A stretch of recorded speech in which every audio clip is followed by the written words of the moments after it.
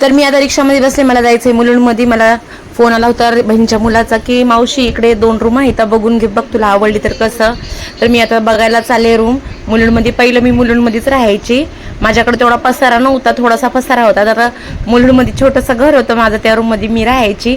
त्या रूममध्ये मला 7-8 वर्ष काय झाले होते बघा. तर आता ह्या रूम एरियामध्ये पोहोचले मी रूम बघायला. तर खूप छोटी रूम आहे, तुम्ही बघा, ही वरची रूम आहे, ह्याला 6,000 भाडं आहे. खूप छोटी रूम आहे, माझा पसारा बसणार नाही. तर रितिकेशनं बोलला मावशी दुसरी एक आहे रूम बघून घ्यायची. ही बी छोटीच रूम निघली. रूम मला ही खूप आवडली, मस्त आहे, पण खूप छोटी आहे, माझा पसारा बिलकुल बसणार नाही. तर रितिकेशला सांगितलं की बाळा ही रूम खूप छोटी आहे, माझा पसारा नाही बसणार, तर दुसरी रूम बघ तू.